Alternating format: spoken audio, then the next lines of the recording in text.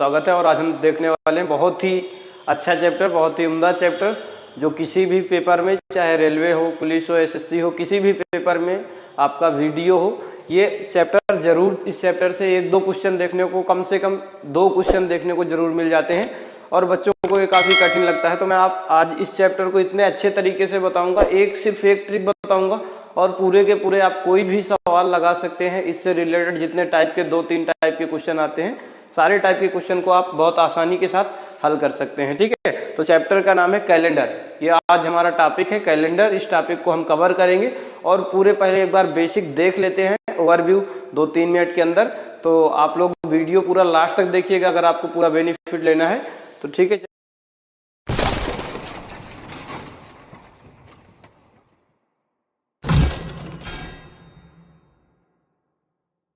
चलिए शुरू करते हैं। पहले हम स्टार्टिंग करते हैं। जो आपका कैलेंडर होता है, कैलेंडर को हम, जो कैलेंडर बटा होता है 2 भागों में, उसके ईयर्स को बांट सकते हैं। एक हमारा नॉर्मल ईयर जिसे हम सामान्य वर्ष कहते हैं, सामान्य वर्ष, और दूसरा होता है लीप ईयर जिसे हम बोलते हैं हिंदी में अधिवर्ष। क्या बोलते हैं? अधिवर्ष। इसे इंग्लिश में बोलते हैं लीप ईयर। ठीक है, लीप ईयर, ये चीज आप याद रखिए। ठीक है, इसे अधिवर्ष बोलते हैं हिंदी में और इसे नॉर्मल ईयर बोलते हैं। ठीक है, इसमें दिनों की संख्या कितनी होती है? 365। इसमें दिनों की संख्या 365, इसमें दिनों की संख्या 366। फरवरी एक दिन बढ़ जाती है, अर्थात यहाँ फेब कितनी की होती है? यहाँ फेब होती है 29 की, 28 की, और यहाँ फेब होती है 29 की। ठीक है, हम बिल्कुल बेसिक से लेके चल रहे हैं। एक बार हमने कि पहली बार ये टॉपिक हम पढ़ रहे हैं, मैं आपको इस तरह से लेके जाऊंगा और आप बिल्कुल देखते ही सवाल को लगा पाएंगे। इतना आसानी से मैं आपको नई ट्रिक बताने वाला हूँ, ये आपको यूट्यूब के अंदर कहीं नहीं मिलेगी ना कि, ठीक है ना, किसी बुक में जल्दी मिलेगी। ठीक है, तो आप इस चीज़ को अच्छे से समझें और फिर इसके बाद देखें। ठीक है, 0 से लेके चलना है कि आप आज पहली बार कैलेंडर पढ़ें, इसके पहले आपने कभी नहीं पढ़ा। ठीक है, तो फेब 28 की होती है आपका सामान्य ईयर में और अधिवर्ष में 29 की होती है, इसीलिए total year number of days कितने हो जाते हैं? 368, 366, और यहाँ नंबर ऑफ डेज 365। यहाँ अगर हम बात करें तो आपकी 52 कंप्लीट जो होते हैं, 52 सप्ताह होते हैं, 52 सप्ताह कंप्लीट होते हैं और 2 डेज एक्स्ट्रा होते हैं हमारे, प्लस 2 डेज एक्स्ट्रा होते हैं। इसीलिए यहाँ ऑड दिनों की संख्या 2 होती है। ऑड का मतलब होता है विषम, विषम दिनों की संख्या कितनी होती है? 2 दिन होती है। यहाँ विषम दिनों की संख्या 1 दिन होती है। ठीक है, ये जो कैलेंडर है हमारा डिपेंडेंट है केवल विषम दिनों पर, और किसी से कोई मतलब नहीं। ये विषम दिनों पर पूरा कैलेंडर हमारा डिपेंडेंट है। यहाँ हमारे कितने होते हैं? 52 सप्ताह 1 दिन। ठीक है, यहाँ 52 सप्ताह प्लस 1 दिन हमारे पास होता है। ठीक है, यहाँ 52 सप्ताह प्लस 2 दिन होता है। ठीक है, तो ये हमारा मतलब एक ओवरव्यू था। इसको अगर हम देखें कि कैलेंडर के 2 प्रकार, कैलेंडर के जो वर्ष होते हैं 2 टाइप से होते हैं, एक सामान्य वर्ष, एक अधिवर्ष। हम अच्छा पता कैसे लगाएंगे कौन सा वर्ष अधिवर्ष है और कौन सा सामान्य वर्ष है? इस चीज़ का पता लगाने के लिए आपको किसी भी ईयर में सिंपली 4 का भाग दे देना है। जैसे आपका मान लीजिए 1996 को आपको पता करना है कि ये हमारा अधिवर्ष है कि सामान्य ईयर है, तो इसमें हम 4 से डिवाइड करेंगे। अगर पूरी तरह डिवाइड हो जाता है तो इसका मतलब ये अधिवर्ष है, अगर डिवाइड नहीं होता तो इसका मतलब ये अधिवर्ष नहीं है, सामान्य वर्ष है। तो 4 से डिवाइड करने का रूल आप जानते हैं कि लास्ट के अगर 2 अंक 4 से कट जाते हैं तो पूरी संख्या 4 से कट जाती है। तो मैं 1996 को नहीं, केवल 96 को 4 से डिवाइड करूंगा। ठीक है, तो 4 से डिवाइड करूंगा तो इसका मतलब 4 दूनी 8, 1 और 4 चौको 16। इसका मतलब आपका डिवाइड हो गया, तो इसका मतलब क्या हुआ? 1996 आपका अधिवर्ष है। यहाँ 5 होगी 29 की। ठीक है, तो इस चीज को आपको समझ के चलना है। ठीक है, जो हमें पता करना है कि कौन सा ईयर अधिवर्ष है या सामान्य ईयर है, तो उसमें हमें 4 का भाग देना है। लेकिन अगर शताब्दी है, जैसे आपको पता करना है 300, तो 300 आपका सामान्य ईयर है या अधिवर्ष, तो यहाँ पर आपको 400 से भाग देना पड़ेगा, तब पता कर पाएंगे। जैसे 1500 मैं बोलूँ तो 1500 आपकी सामान्य शताब्दी है कि अधिवर्ष वाली शताब्दी है, तो आप इसे 400 से भाग देंगे। तो 400 से भाग देने पर 2 जीरो आपके कट जाएंगे। 15 में 4 का भाग पूरी तरह नहीं जा पाएगा, शेष बचेगा, अर्थात ये आपकी सामान्य शताब्दी थी, अधिवर्ष वाली शताब्दी नहीं थी। ठीक है, तो शताब्दी में 400 से भाग देके चेक कर रहे हैं और ईयर्स में आपको 4 से भाग देके चेक करना है कि ये अधिवर्ष है कि सामान्य ईयर है। ठीक है, इसके बाद अगर हम बात करें तो अधिवर्ष में जो होता है तो सामान्य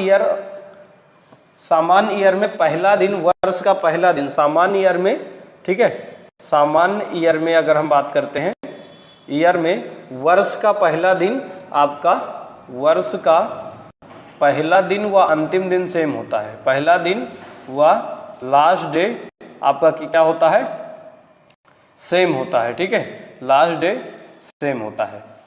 सामान्य ईयर की बात कर रहा हूँ, सामान्य ईयर का, सामान्य वर्ष का पहला दिन और अंतिम दिन सेम होता है। फॉर एग्जाम्पल मैं अगर आपको कहूँ कि 1 जनवरी 2018, 1 जनवरी 2018 को कौन सा दिन था, आपको याद होगा? नहीं याद तो अभी आप इसको तुरंत निकाल लेंगे, अंगुलियों में मैं बताऊंगा, अभी बता देता हूँ। मंडे है। कौन सा दिन था आपका? मंडे था। तो 31 दिसंबर 2018 जो आएगा आपका किस दिन पड़ेगा?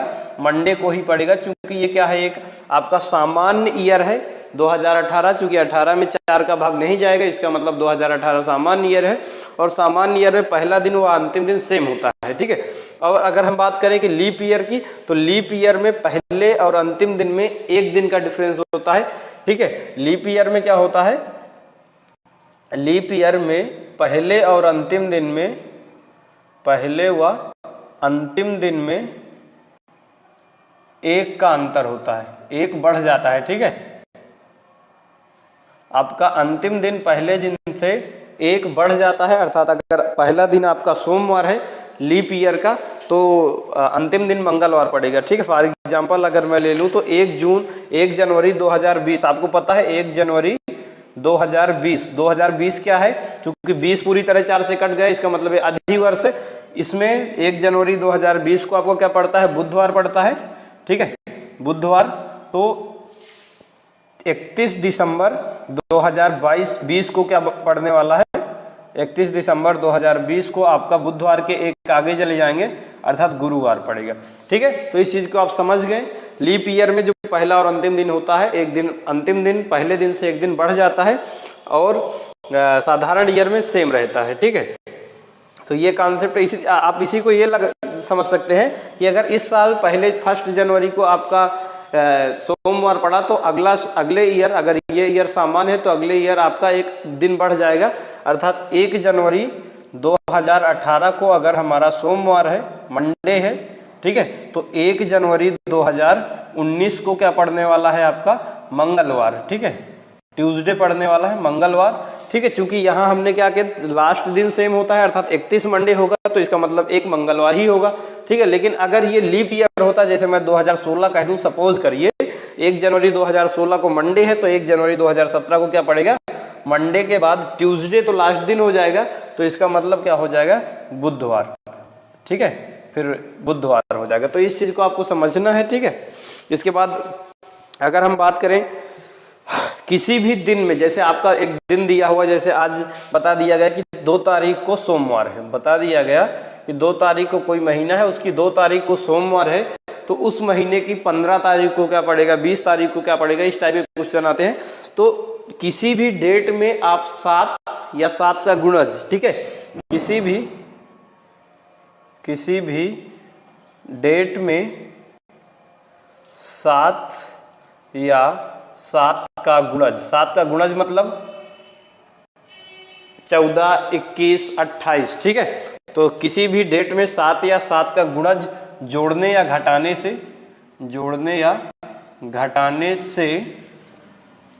जो डेट आती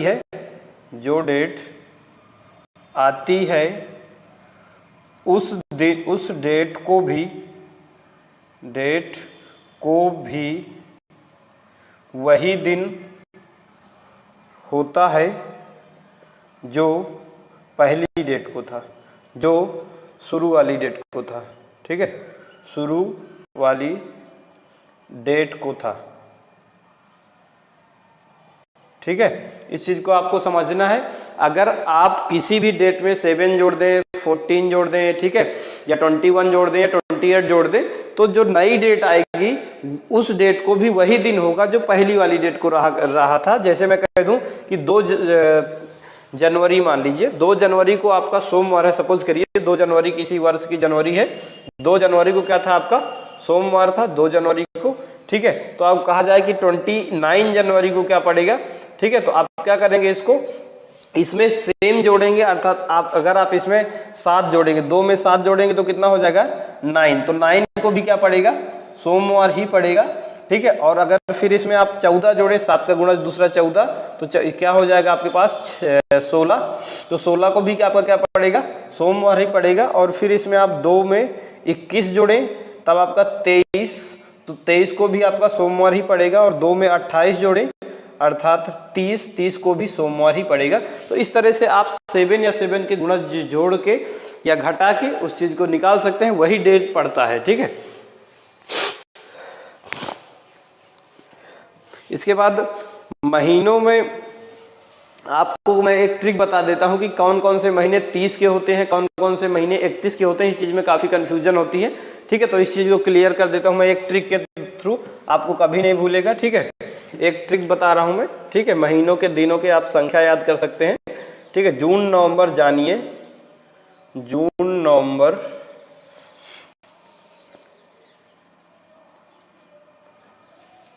जानिए, अप्रैल सितंबर 30, अप्रैल सितंबर 30, ठीक है।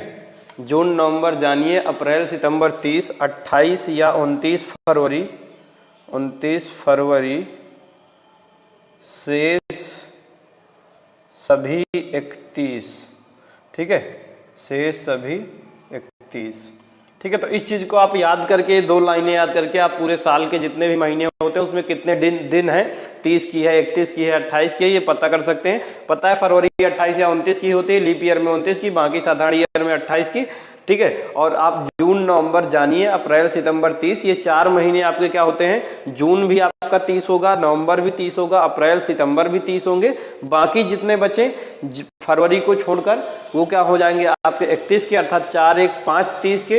इसके बाद 7 जो बढ़ते हैं वो आपके 31 के होते हैं। इस तरह आप याद कर सकते हैं, अदरवाइज आप फिंगर से जो निकालते हैं उसमें ज़्यादा टाइम वेस्ट हो जाता है, आप समझ नहीं पाते। तो ये एक तरीका था, ठीक है, मैंने इसको आपको बता दिया। और देखिए इसमें किस टाइप के क्वेश्चन आते हैं, ठीक है, मैं आपको बता देता हूँ। एक तो क्वेश्चन पहला टाइप होता है, टाइप ऑफ क्वेश्चन की अगर बात करें, टाइप्स ऑफ क्वेश्चन जो पेपर में आपके आते हैं कि किस तरह के क्वेश्चन आपके पेपर में पुटअप होते हैं, ठीक है। तो टाइप ऑफ क्वेश्चन की अगर बात करें तो पहला टाइप ऑफ क्वेश्चन होता है, कोई दिन दिया जाता है, उस दिन के सापेक्ष में दूसरे दिन को पूछा जाता है, ठीक है। किसी डेट के सापेक्ष दूसरी डेट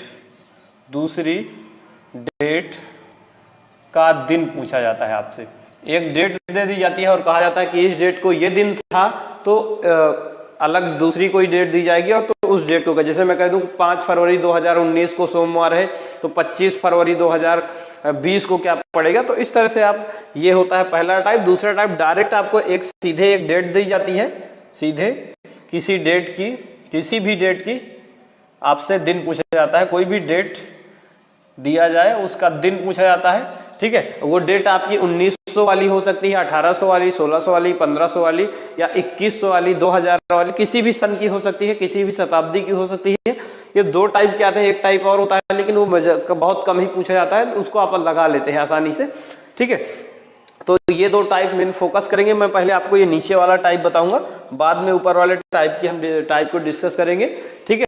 तो चलिए नीचे वाले टाइप को कैसे लगा, दोनों सेम तरह से ही बताऊंगा, कोई डिफरेंस नहीं होगा, सिर्फ इसको बताऊंगा, इसको आप अपने आप कर लेंगे। मैं थोड़ा सा आपको सिर्फ इंगित करूंगा, आप आसानी से लगा लेंगे। एक ट्रिक ही मैं देने वाला हूँ, बहुत सारी ट्रिकें आपको नहीं दूंगा, बस आप थोड़ा सा साथ में बने रहें, ठीक है। और वीडियो को पूरा जरूर देखा करें, ये आप लोग इस चीज को ध्यान रखें, ठीक है। डायरेक्ट अगर आपको कोई डेट दी है उसको हम कैसे निकालते हैं, उसके लिए कुछ आपको कोड याद करना पड़ेगा, ठीक है। मैं आपको कोड बता देता हूँ, ठीक है। कोड मैं आपको पहले डे का कोड बताता हूँ कि आपको दिनों के लिए कौन से कोड याद करना है। डे कोड की अगर बात करते हैं, ठीक है, ये मेरे कोड थोड़ा सा अलग है, जो हर जगह आपको मिलेंगे उनसे अलग है, तो आप इस चीज को ध्यान रखिएगा, ठीक है। रविवार पहला दिन मैं मानता हूँ रविवार, ठीक है। दूसरा सोमवार और फिर मंगलवार, ठीक है, आप पूरे लिख लीजिएगा। बुधवार, बृहस्पतिवार, ठीक है, शुक्रवार, और फिर इसके बाद शनिवार। ये अब मैं आपके पूरे 7 के 7 डेज लिख लिया। पहला डेज अगर रविवार को मैं मानता हूँ, इसे 1 लिखूंगा, इसे 2, इसे 3, 4, 5, 6 और ये 7 नहीं लिखते, 0 लिखते हैं, क्योंकि 7 से भाग देते हैं तो 7 कभी रिमाइंडर बचता ही नहीं, तो वहाँ 0 लिखेंगे। अर्थात पहला दिन आपको रविवार को मान के चलना है। कई किताबों में या कई सब लोग ये पहला दिन शनिवार सोमवार को मानते हैं, मैं रविवार को मान के आपको लगाऊंगा। इसमें आप किसी भी दोबारा आपको कोई चेंज नहीं करना। ट्रिक में पूरे सवाल लग जाएंगे, चाहे 1900 वाले हो चाहे 2000 वाले हो, नहीं आपको ट्रिक चेंज करना पड़ता है, इसीलिए मैं सिर्फ एक ट्रिक बता रहा हूँ। इसके बाद आपको ईयर मंथ कोड याद करना है। मंथ कोड, ये मंथ कोड भी थोड़ा सा चेंज है, ठीक है। मंथ कोड, तो मंथ कोड आपको याद करना है, ठीक है। तो बता दे रहा हूँ मैं, जनवरी, फरवरी, शार्ट में लिख दे रहा हूँ, मार्च, अप्रैल, मई, जून, जुलाई, अगस्त, सितंबर, अक्टूबर, नवंबर और दिसंबर, ठीक है। ये आपके मैं मंथ लिख दिया, इनके कोड लिख दे रहा हूँ, ठीक है। जनवरी का कोड होता है 1, इसका 4, इसका भी 4, इसका 2, 0, 2, 5, 0, 3, 6, 1, 4, 6। देखिए मुझे जिस तरह जितना आसानी से याद है इतना आसानी से आप भी इसे याद कर लेंगे। देखिए याद करना कैसे है आपको, 144, 144 क्या होता है, 12 का स्क्वायर, अर्थात ये क्या लिखा है 12 का स्क्वायर, और 025 अर्थात 0.5 या 5 का स्क्वायर आप बोल सकते हैं। आगे आप 0 लगा लीजिए, 5 का स्क्वायर 25 होता है, एक 0 आप बढ़ा लीजिएगा आगे। इसी तरह 36, 036, यहाँ क्या है 0, फिर 36, तो ये 6 का स्क्वायर है, और ये क्या है 12 का स्क्वायर प्लस 2, मतलब पहले वाले में 2 जोड़ देना है, क्योंकि हमने 2 बार या अलग अलग संख्याएं ली तो 2 जोड़ देंगे। ऐसे आपको समझ लेना है, बहुत आसानी से याद कर पाएंगे। 2-3 बार पढ़िएगा, 144, 025, 036, 146 याद हो जाएगा बहुत आसानी से। ये मंथ कोड था, ठीक है। ईयर कोड देखते हैं, ईयर कोड आपका क्या होने वाला है, सेंचुरी कोड, ठीक है। सेंचुरी कोड की हम बात करते हैं तो सेंचुरी कोड, शताब्दी कोड, शताब्दी कोड, शताब्दी कोड आपका क्या है 1600, शताब्दी कोड वही सेम है, 1600 का आप क्या रखते हैं 6 रखते हैं, ठीक है। फिर इसके बाद 1700, 1700 का 4, ठीक है। फिर 1800, 1800 के लिए 2, और फिर 1900, 1900 के लिए आपका क्या हो जाएगा 0। फिर वापस से आपके 2000 आता है, 1900 के बाद 2000, तो 2000 के लिए फिर आपका यही वाला हो जाएगा, अर्थात 6। फिर 2000, 2100 के लिए आपका क्या हो जाएगा 4, फिर 2200 के लिए क्या हो जाएगा आपका 2, और 2300 के लिए 0, ठीक है। इससे अगर आपसे पहले पूछा जाता है तो इसी तरह आप निकाल लेंगे, अर्थात अगर आपसे 1500 का पूछा जाए तो हो जाएगा 0, ठीक है। इसी तरह से आप निकाल सकते हैं। वैसे 1600 से पीछे आपका पूछा नहीं जाता, तो ये आपके शताब्दी कोड होगा। ये सारे कोड आप याद करके रखिए। अगले वीडियो में मैं आपको बताऊंगा कि कैसे आपको निकालना है बहुत ही सटीक तरीके से। आप विदिन 10 सेकेंड के अंदर आप किसी भी दिन का कोड, किसी भी डेट तारीख का कोड दिन निकाल पाएंगे, चाहे आपका वो 2000 वाली शताब्दी का हो या 1900 शताब्दी, 1500, 1600, किसी भी शताब्दी का हो। और किसी डे के सापेक्ष दूसरे दिन को ज्ञात करना भी बिल्कुल आसानी से, एक ही ट्रिक से दोनों चीज़ों को लगाएंगे, ठीक है। तो अगले वीडियो को आप जरूर देखें और इसको याद करके रखेंगे, ठीक है। ठीक है, थैंक यू।